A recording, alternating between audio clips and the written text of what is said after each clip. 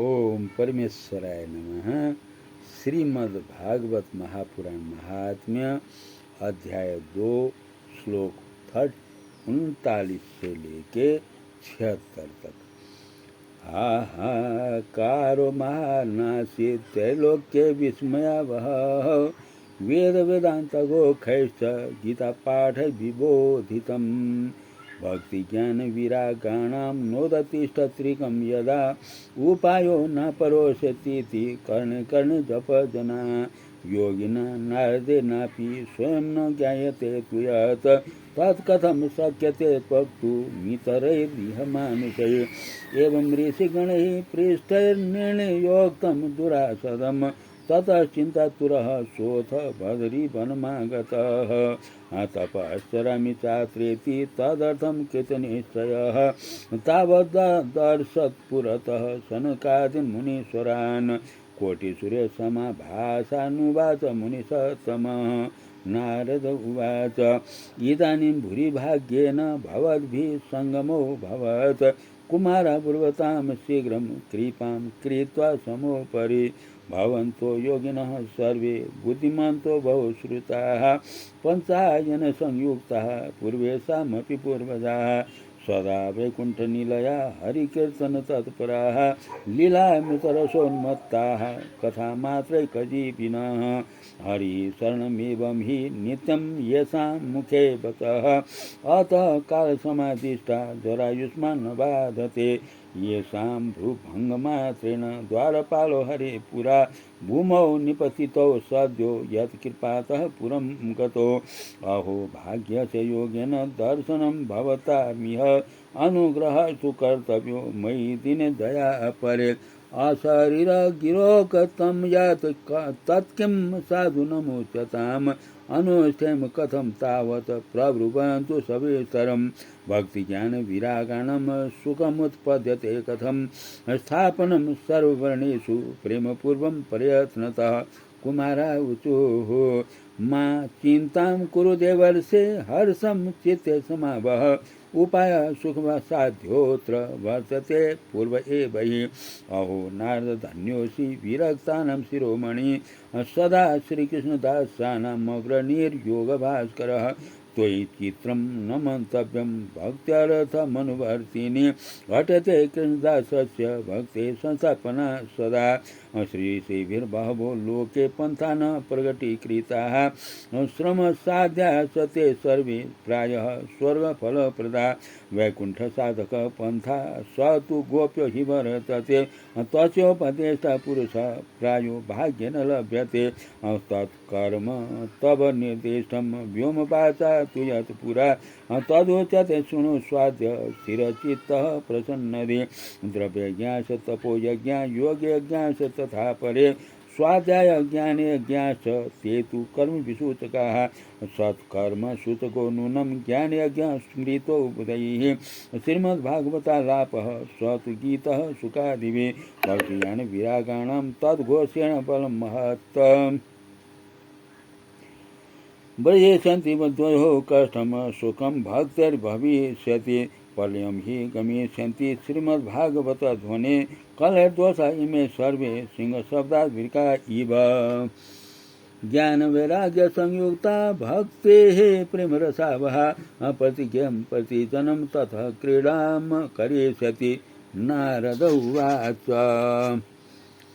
वेद वेदांत घोकैश्च गीता पाठैर्प्रबोधितं भक्तिज्ञान विरागाणां नोदतिष्ठत्रिकं यदा श्रीमद्भागवतालापात् तत्कथं बोधमेष्यति तत्कथासु तु वेदार्थं श्लोके श्लोके पदे पदे छिन्नन्तो संशयं हीनं भवन्तो मोघदर्शनाः विलम्बो नात्र कर्तव्यः शरणागतवत्सलाः कुमारा ऊचुः वेदोपनिषदां सारा जाता भागवती कथा अत्युत्तमं ततो भाति पृथग्भूतफलाकृतिः आमूलाग्रं रसस्तिष्ठन्नास्ते न स्वाद्यते यथा स भूयः पृथग्भूतः फले विश्वमनोहरः यथा दूरे स्थितं सर्पीर्न स्वादायोपकल्पते पृथग्भूतं हि तद्गभ्यं देवानां रसवर्धनम् एकशूनामपि मध्यान्तं सर्गा व्याप्यतिष्ठति पृथग्भूता च सा मिष्टा तथा भागवती कथा इदं भागवतं नाम पुराणं ब्रह्मसंहितं भक्तिज्ञानविरागाणां स्थापनाय प्रकाशितं वेदान्तवेदसुस्नाते गीताया अपि करतरि परितापवती व्यासे मुह्यते ज्ञानसागरे तदा पुरा प्रोक्तं चतुश्लोकसमन्वितं तदीय श्रवणात् सद्यो निर्बाधो बादरायणः तत्र अतिविस्मयः केन यत्र प्रश्नकरो भवान् श्रीमद्भागवतं श्राव्यं शोकदुःखविनाशनं नारद उवाच यद्दर्शनं च विनिहन्त शुभानि सद् श्रेयस्तनोति भवदुःखदवादितानां निशेषशेषमुखगीतकथैकपानाः प्रेमप्रकाशकृते शरणं गतोऽस्मि भाग्योदयेन बहुजन्मसमर्जितेन सत्सङ्गमं च लभते पुरुषो यदा वै अज्ञानहेतुकृतमोहमदान्धकारनाशं विधाय हि तदोदयते विवेकः भाग्योदयेन बहुजन्मसमर्जितेन सत्सङ्गमं च लभते पुरुषो यदा वै अज्ञानहेतुकृतमोहमदान्धकारनाशं विधाय हि तदोदयते विवेकः। हिंदी अनुवाद। त्रिलोकी में महान आश्चर्यजनक हाहाकार मच गया।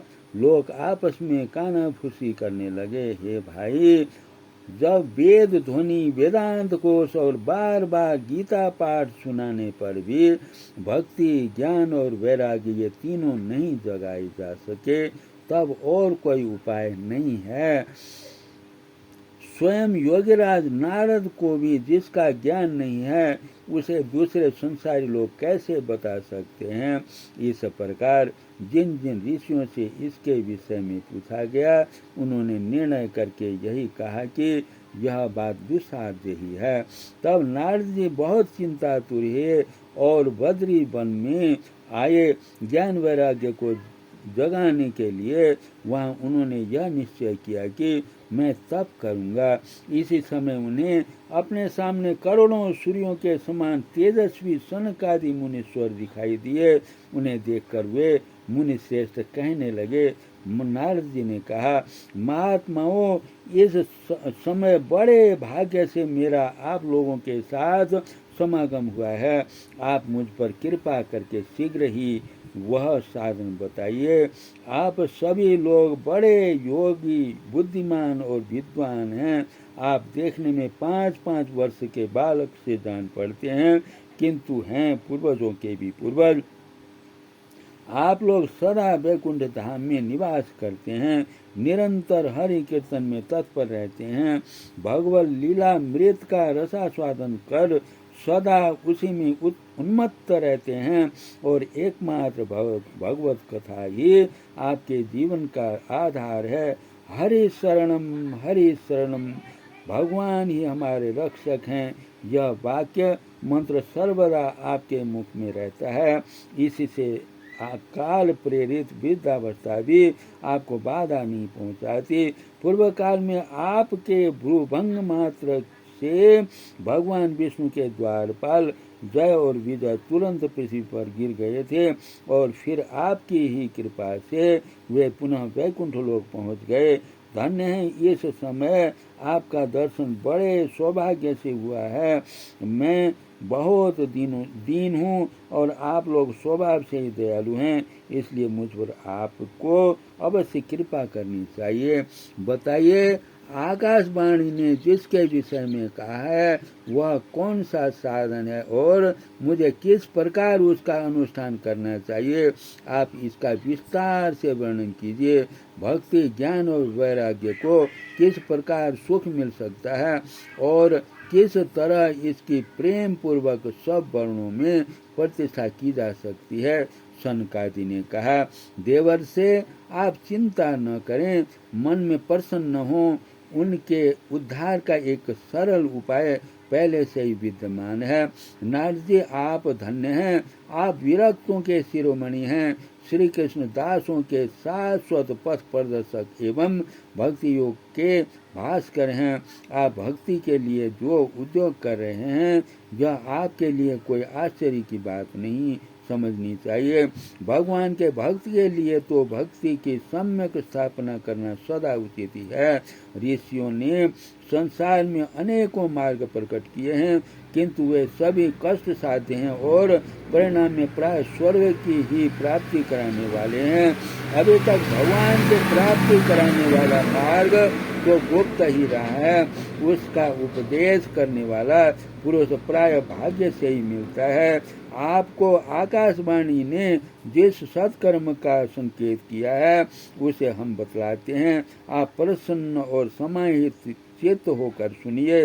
नारद जी, द्रव्य यज्ञ, तपो यज्ञ, योग यज्ञ और स्वाध्याय रूप ज्ञान यज्ञ ये सब तो स्वर्ग आदि की प्राप्ति कराने वाले कर्म की ही और संकेत करते हैं। पंडितों ने ज्ञान यज्ञ को ही सत्कर्म मुक्तिदायक कर्म का सूचक माना है। वह श्रीमद् भागवत का पारायण है, जिसका गान शोक आदि महानुभावों ने किया है। उसके शब्द सुनने से ही भक्ति, ज्ञान और वैराग्य को बड़ा बल मिलेगा। इससे ज्ञान वैराग्य का कष्ट मिट जाएगा और भक्ति को आनंद मिलेगा। सिंह की गर्जना सुनकर जैसे भेड़िए भाग जाते हैं, उसी प्रकार श्रीमद् भागवत की ध्वनि से कलयुग के सारे दोष नष्ट हो जाएंगे।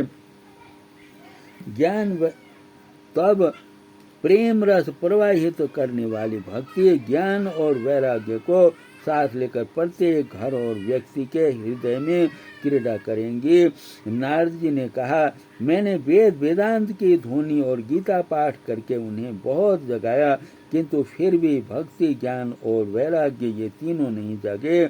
ऐसी स्थिति में श्रीमद् भागवत महापुराण सुनाने से वे कैसे जागेंगे, क्योंकि उस कथा के प्रत्येक श्लोक और प्रत्येक पद में भी वेदों का ही तो सारांश है। आप लोग शरणागत वत्सल हैं तथा आपका दर्शन कभी व्यर्थ नहीं जाता है, इसलिए मेरा यह संदेश दूर कर दीजिए, इस कार्य में विलंब न कीजिए। सनकादि ने कहा, श्रीमद् भागवत की कथा वेद और उपनिषदों के सार से बनी है, इसलिए उनसे अलग उनकी फल रूपा होने के कारण वह बड़े उत्तम जान पड़ती है। जिस प्रकार रस वृक्ष के जड़ से लेकर शाखाग्र पर्यंत रहता है, किंतु इस स्थिति में उसका आस्वादन नहीं किया जा सकता, वही जब अलग होकर फल के रूप में आ जाता है तब संसार में सभी को प्रिय लगने लगता है। दूध में घी रहता ही है, किंतु उस समय उसका अलग स्वाद नहीं मिलता, वही जब उससे अलग हो जाता है तब देवताओं के लिए भी स्वादवर्धक हो जाता है। खांड ईख के छोर और बीच में भी व्याप्त रहती है, तथापि अलग होने पर उसकी कुछ और ही मिठास होती है। ऐसी ही यह भागवत की कथा है। यह भागवत महापुराण वेदों के समान है। श्री व्यास देव ने इसे भक्ति, ज्ञान और वैराग्य की स्थापना के लिए प्रकाशित किया है।